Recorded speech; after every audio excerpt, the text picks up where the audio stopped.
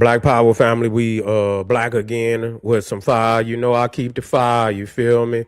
We're gonna be talking about why Malcolm X is the second coming of Marcus Garvey. I'm tired of these FBAs want to try to rewrite history because they ain't got none of their own. They trying to backdate history and try to get some people to join their team. Which is oh, this is a FBA. They ain't never identified with none of that. If a man or woman say it out their mouth, then that's what it is. Other than that, you backdating history, trying to make somebody in alignment with your ideology. You see what I'm saying? Just so because you ain't got nobody that ever identified with that. That's some new shit. And you know that's what it is. And so before we get started, family, make sure you subscribe immediately. Go ahead and like the video because you already know it's off the chain, and share it with your family and friends, and click that link at the top of the chat immediately, and get over there to Patreon. Over 600 live streams waiting on your family. But let's talk about it, and I continue to spit nothing but the truth. Nothing but the truth. And that, people try to say, oh, Malcolm X was a Pan-Africanist. Malcolm X went to Africa after he left the Nation of Islam and hooked up with over 10 African heads of states. Malcolm went on a damn tour of Africa, connecting politically with many revolutionary movements that was going on in Africa, helping to direct them, many of them, giving them a blueprint on, how to lay it out. You see what I'm saying? So that just show you that Malcolm X was the second coming of Marcus Garvey.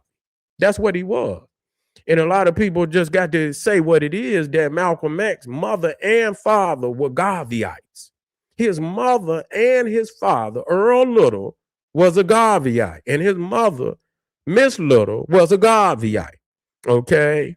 And so this was what he was raised up on, and that's why Malcolm X was so more prolific than any other ministers in the Nation of Islam. Because he had already grown up on Black power. He had already grown up on African nationalism. That's why when he went to Africa.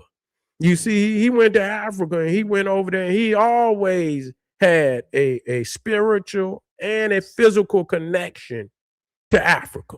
So anybody out there talking about Malcolm X was, he understood the concept of starting right here in your own community. He most definitely said that. But he started the African American let me get it. What were the two organizations that Malcolm X started? The Organization of Afro-American Unity. That just says what it is. You hear what that is? And he established that one based off of the Organization of African Unity that was in Africa. That was he took from that and matter of fact, that's why he went to Africa, because he went to one of their meetings. He went to one of their meetings, and so yes, he was a Muslim. So I right there let you know that his mind was to the east. And when you go into it clearly says, even in his biography, he was a Pan-Africanist. Where the Organization of Afro-American Unity was a Pan-Africanist organization. I mean, what is y'all talking about? The OAAU was modeled after the Organization of African Unity that they had in Africa. What is you talking about? Y'all niggas got to quit lying. I mean, you looking bad out there, man.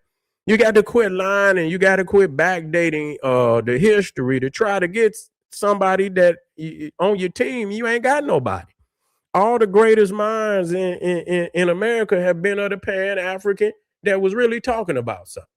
You understand? That was really talking about something. So he most definitely was a Pan-Africanist, and he was the purpose of the OAAU was to fight for the human rights of African Americans and promote cooperation among Africans and people of African descent in America.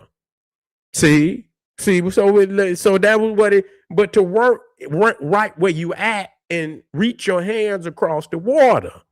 That's what he was talking about. So people make this concept that's so fucking fake and old. You understand? Malcolm X updated a lot of what Pan Africanism was about for the model. So his model was you work where you at, and we reach our hands across the water. We support each other's movement for liberation. That's what we should do. You see, and what's crazy, he had written he had written the group's charter with John Henry Clark. You know, Dr. John Henry Clark helped with a Pan-Africanist, helped to write his charter along with Albert Cleve, which is what's his name? That brother's out of Detroit. He was the I don't know if he was a bishop, the Shrine of the Black Madonna, Albert Cleve, yeah, he was the head of the Shrine of the Black Madonna right there in Detroit. And so Gloria Richardson and Jesse Gray. So that's who. And so Dr. John Henry Clark wrote the charter for the African. And so that, I mean, what is y'all talking about, man? That y'all niggas is irrelevant. Nah, man, the people, I'm gonna spit the truth. You understand? I'm gonna spit the truth where it got to be. Okay, Malcolm X along with John Henry Clark wrote the following into the Organization of Afro-American Unity, Basic Unity Program Restoration in order to release ourselves from the oppression of our enslavers. Then it is absolutely necessary listen, because people keep talking about Malcolm X. Nigga, shut up. In order to release ourselves from the oppression of our enslavers, then it is absolutely necessary for the Afro-American to restore communication with Africa. This is in the charter. Okay? Quit lying. See, you running.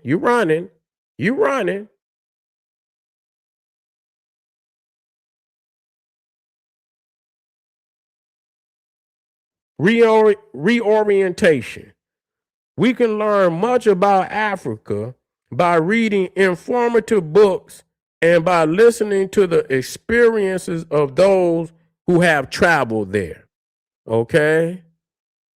Education. The Organization of Afro-American Unity will devise original educational methods and procedures which will liberate the minds of our children, which the Pan-African community most definitely did. We will encourage qualified Afro-Americans to write. See, he said, you heard him now, to publish Afro-Americans to write and publish the textbooks needed to liberate our minds, educating them, our children at home. You see, so he said qualify Afro, in which the Pan-African community has done. Economic security, what does it say? After the Emancipation Proclamation, it was realized that the Afro-American constituted the largest homogeneous ethnic group with a common origin and common group experience in the United States. And if allowed to exercise economic or political freedom, would in a short period of time own this country.